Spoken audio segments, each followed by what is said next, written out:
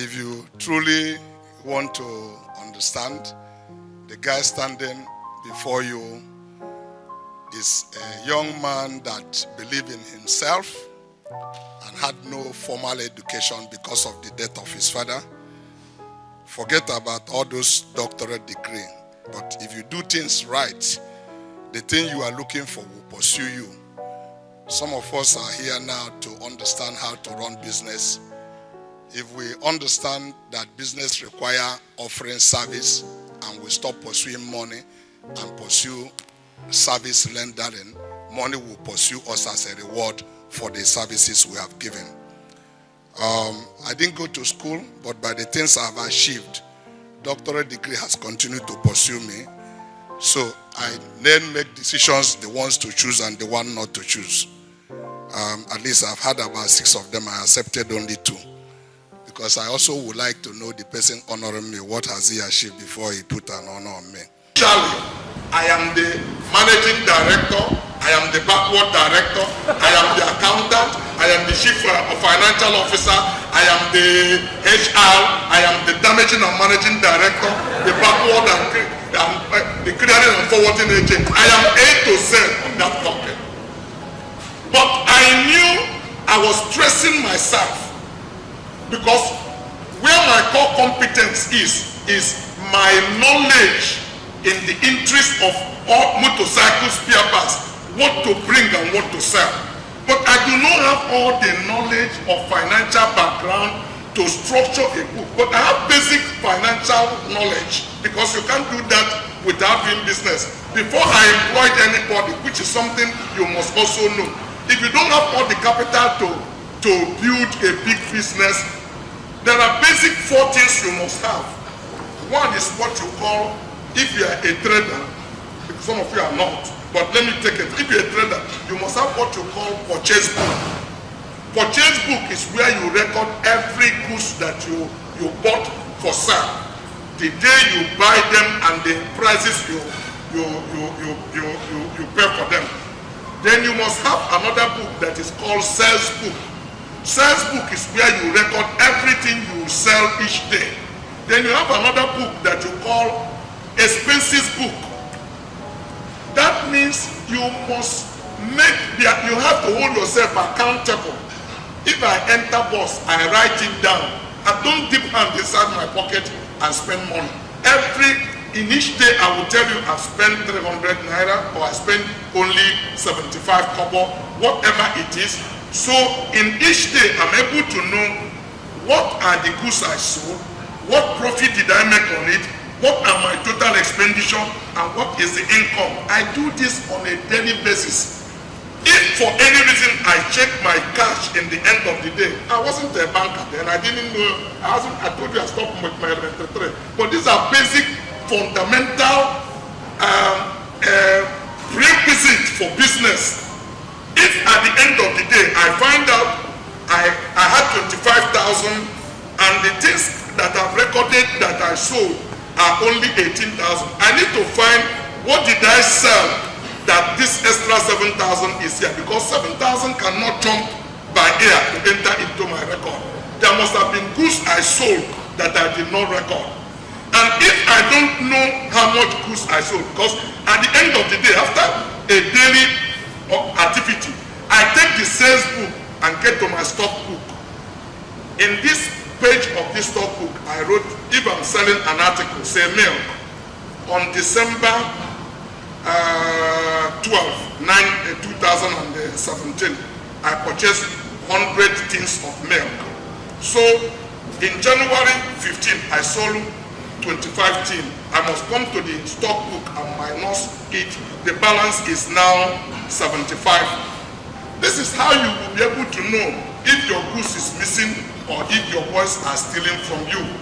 We do this when the customers has left and balances all the book before we go home.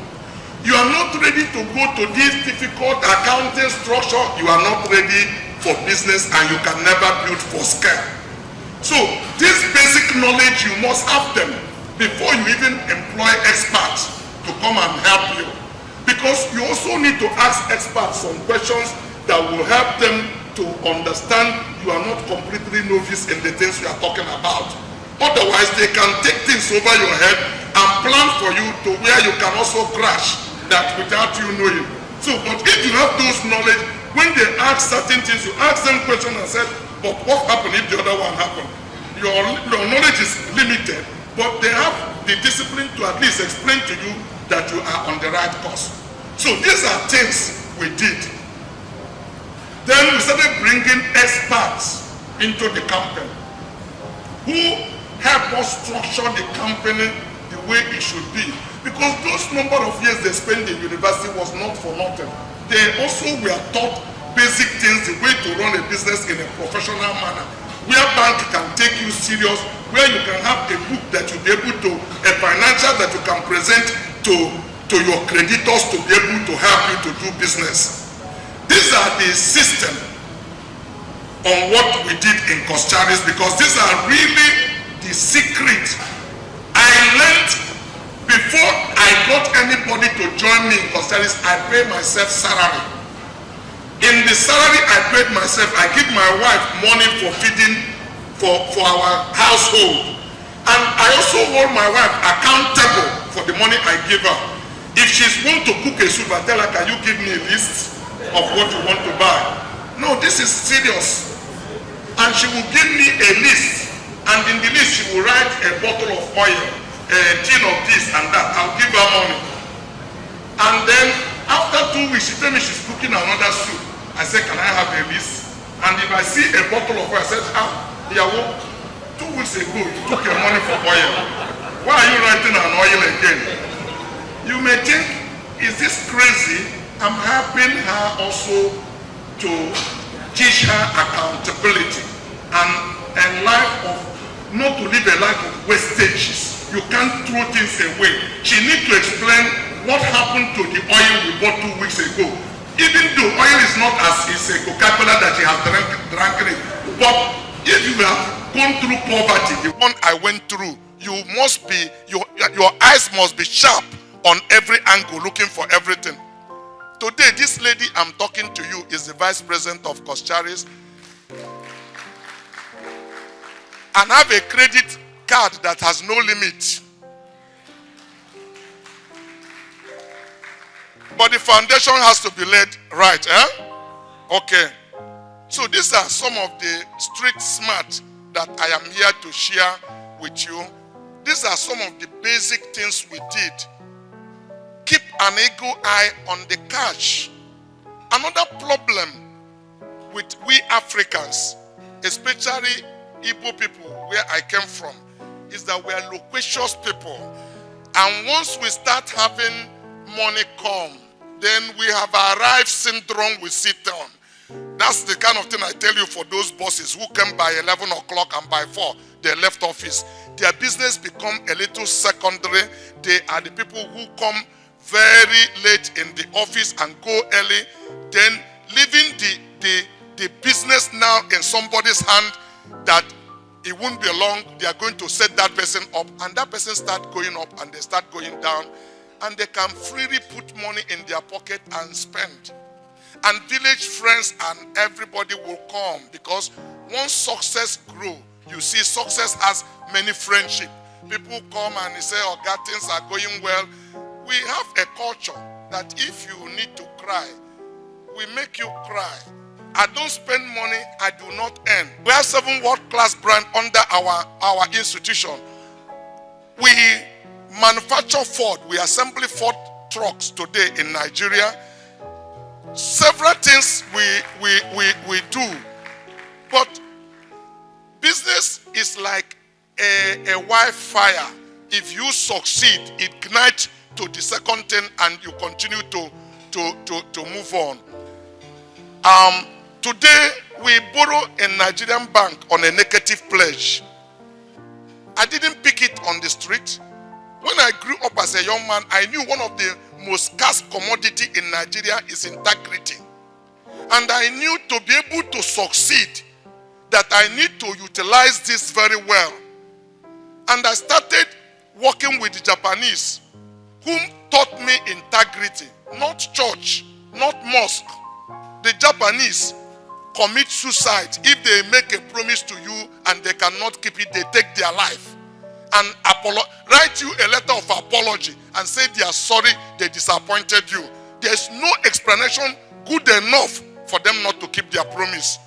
A Japanese is happy to hear that the roof of your house caved in, but you met a payment obligation of yesterday, as you say you would do. But Nigerian will say, I won't kill myself. One of my friends I took to Japan, the Japan said, please kill yourself. Because you promised. It's honorable for him to know you died because you don't keep your promise. You say, what am I teaching you? I'm teaching you how to commit suicide. But it's teaching you to know that you cannot compromise integrity. As a matter of fact, you are not rich until people can trust you. Anything you think you are doing is baseless.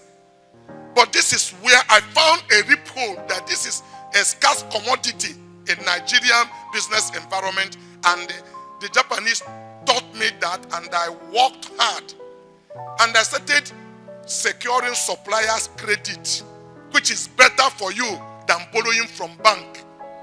Bank money has interest, Saturday, Sunday, Friday, public holiday. And they will ask you to bring your grandfather, your mother-in-law, the baby in your womb as a collateral to be able to give you the money. So, and now if you don't have a basis, you have not had a established, tested business, and you go to borrow money from the bank, is the easiest way to commit suicide. Because the little you have will disappear, and the one you are trying to get, you will not get. So you need to learn that bank borrowing, you can only leverage on it, but you can't plan your business on bank borrowing. Bank borrowing will be only 20%, or if it can be only 10 or 15% of what you're required to do your business. The real thing is for you to build your own capital or get suppliers credit.